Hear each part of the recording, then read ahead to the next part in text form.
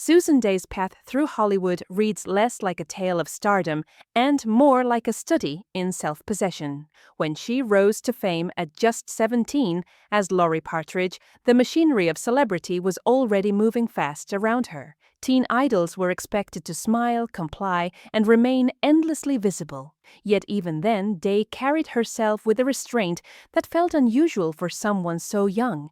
There was an inwardness to her presence, a sense that she understood fame as something to manage rather than something to chase. While audiences embraced her as a familiar face in American living rooms, she never seemed consumed by the attention that followed. As her career unfolded, that instinct for balance became more evident. At a time when excess defined much of Hollywood culture, Day moved carefully, choosing distance where others chose indulgence. She avoided becoming trapped in a single image, resisting the pressure to capitalize endlessly on her early success.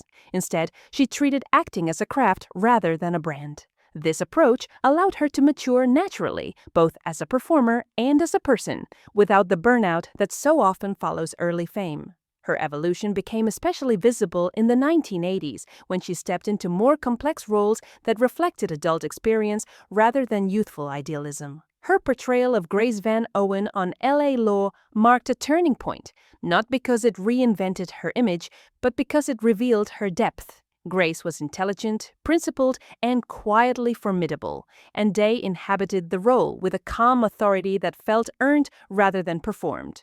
The role brought her critical acclaim, but more importantly, it confirmed that her patience and selectivity had paid off. What truly distinguishes Susan Day's story, however, is what happened next. Rather than extending her visibility indefinitely, she chose privacy. She stepped away from the spotlight without drama or explanation, declining reunion tours and nostalgia-driven appearances that might have reignited public attention.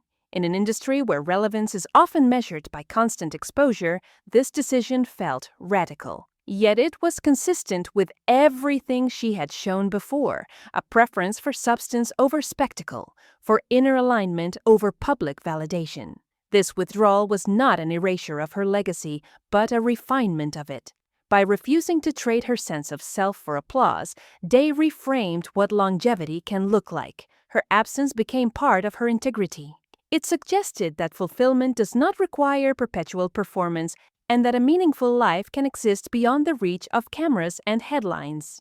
Today, Susan Day is remembered not only for the characters she portrayed, but for the way she conducted herself within a demanding system. Her story offers a counter-narrative to the idea that success must be loud, visible, or relentless.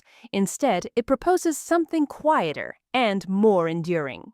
That dignity, intention, and self-knowledge are forms of strength. In a culture that often confuses attention with achievement, Susan Day stands as a reminder that knowing when to step back can be just as powerful as knowing when to step forward. Her legacy is not defined by how long she stayed in the spotlight, but by how thoughtfully she moved through it, and how firmly she held onto herself along the way.